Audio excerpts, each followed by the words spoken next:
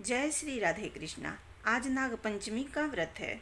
आज नाग पंचमी तिथि को जो व्यक्ति नागों को दूध से स्नान कराता है उसके कुल में सर्प का भय नहीं रहता।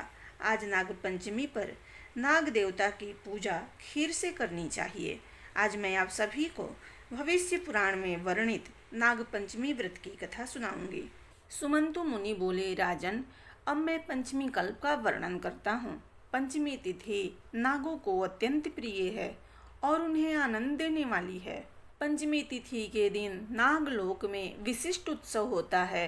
पंचमी तिथि को जो व्यक्ति नागों को दूध से स्नान कराता है उसके कुल में वासुकी, तक्षक, कालिये, मणिभद्र, ऐरावत, धृतराष्ट्र, करकोटक तथा धनंजय ये सभी बड़े बड़े नाग अभयदान देते हैं।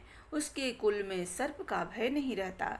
एक बार माता के श्राप से नागलोक जलने लगे थे, इसलिए उस दाह की व्यथा को दूर करने के लिए पंचमी को गाय के दूध से नागों को आज भी लोग स्नान कराते हैं। इससे सर्प भय नहीं रहता। राजा ने पूछा, महाराज, नाग माता ने नागों को क्यों श्राप दिया था और वे फिर कैसे बच गए, इसका आप सब विस्तार वर्णन करें। सुमंतु मुनि ने कहा, एक बार राक्षसों और देवताओं ने मिलकर समुद्र का मंथन किया। उस समय समुद्र से अतिशय श्वेत उच्च सर्वा नामक एक अश्व निकला। उसे देखकर नाग माता कद्रू ने अपनी सौत बिन्या से कहा कि देखो, यह अश्व श्वेत वर्ण का है, परंतु इसके बाल काले दिख पड़ते हैं। तब बिन्ता ने कहा कि न तो यह अश्व श्वेत वर्ण है, न काला है और न लाल। यह सुनकर कद्रू ने कहा, मेरे साथ शर्त करो कि यदि मैं इस अश्व के बालों को कृष्ण वर्ण का दिखा दूं तो तुम मेरी दासी हो जाओगी, और यदि नहीं दिखा सकी तो मैं तुम्हारी दासी हो जाऊंगी। बिन्ता ने यह शर्त स्वीकार कर ली। दोनों क्रोध करती हुई अपने अपने स्थान को चली गई। कद्रू ने अपने पुत्र नागों को बुलाकर सब वृतांत उन्हें सुना दिया और कहा कि पुत्रों, तुम अश्व के बाल के समान सूक्ष्म होकर उच्च सर्वा के शरीर में लिपट जाओ, जिससे यह कृष्ण वर्ण का दिखाई देने लगे, ताकि मैं अपनी सौत बिन्ता को जीतकर उसे अपनी दासी बना सकूं। माता के इस वचन को सुनकर नागों ने कहा, माँ, यह छल तो हम लोग नहीं करेंगे, चाहे तुम्हारी जीत हो या हार। छल से जीतना बहुत बड़ा अधर्म है। पुत्रों का यह वचन सुनकर कद्रू ने क्रुद्ध होकर कहा, तुम लोग मेरी आज्ञा नहीं मानते हो, इसलिए मैं तुम्हें श्राप देती हूँ कि पांडवों के वंश में उत्पन्न राजा जन्मेजय जब सर्प सत्र करेंगे तब उस यज्ञ में तुम सभी अग्नि में जल जाओगे। इतना कहकर कद्रू चुप हो गई। नागगण माता का श्राप सुनकर बहुत घबराए और वासुकी को साथ लेकर ब्रह्मा जी के पास पहुँचे तथा ब्रह्मा जी को अपना सारा वृतांत सुनाया। इस पर ब्रह्मा जी ने कहा कि वासुकी, चिंता मत करो, मेरी बात सुनो। आयावर वंश में बहुत बड़ा तपस्वी जरत्कारो नामक ब्राह्मण उत्पन्न होगा। उसके साथ तुम अपनी जरत्कारो नाम वाली बहन का विवाह कर देना और वह जो भी कहे उसका वचन स्वीकार करना। उसे आस्तिक नामक विख्यात पुत्र उत्पन्न होगा।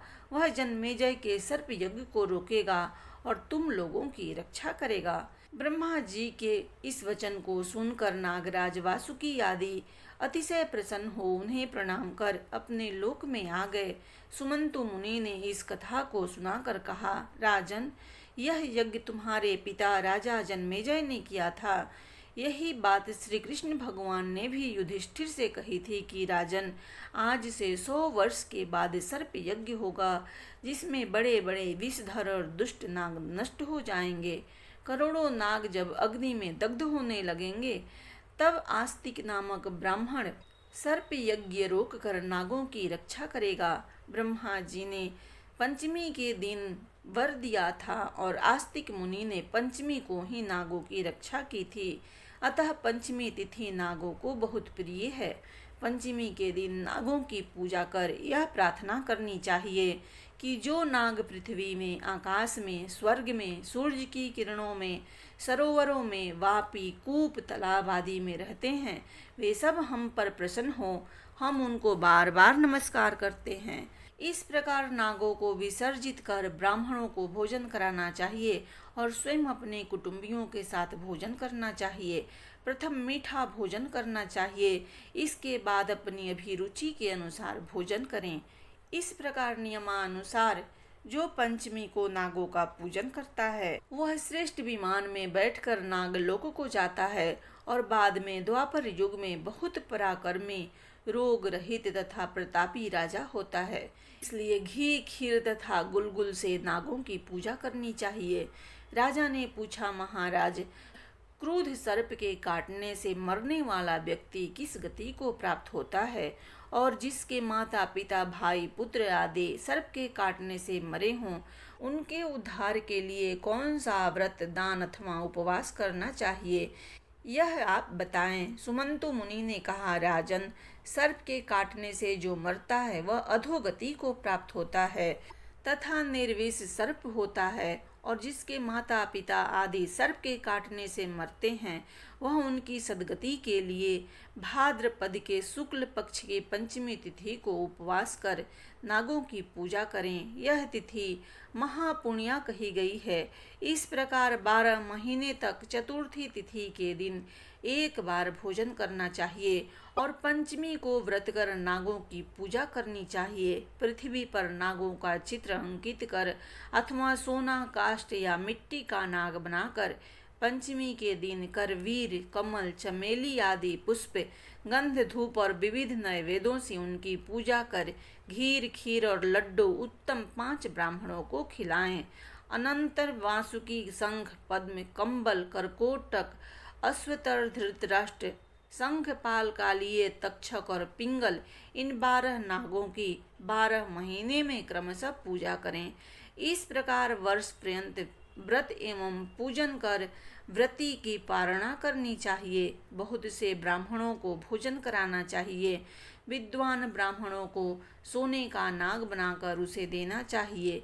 यह उद्यापन की विधि है। राजन, आपके पिता जन्मेजय भी अपने पिता परीक्षित के उद्धार के लिए यह व्रत किया था और सोने का बहुत भारी नाग तथा अनेक गौएं ब्राह्मणों को दी थी। ऐसा करने पर वे पितृ ऋण से मुक्त हो गए थे और परीक्षित ने भी उत्तम लोक को प्राप्त किया था। आप भी इसी प्रकार सोने का नाग बनाकर उनकी पूजा कर उन्हें ब्राह्मणों को दान करें। इससे आप भी पितृ ऋण से मुक्त हो जाएंगे। राजन, जो कोई भी इस नाग पंचमी व्रत को करेगा, सांप से डसे जाने पर भी वह शुभ लोक को प्राप्त होगा, और जो व्यक्ति श्रद्धा पूर्वक इस कथा को सुनेगा उसके कुल में कभी भी सांप का भय नहीं होगा। इस पंचमी व्रत के करने से उत्तम लोक की प्राप्ति होती है।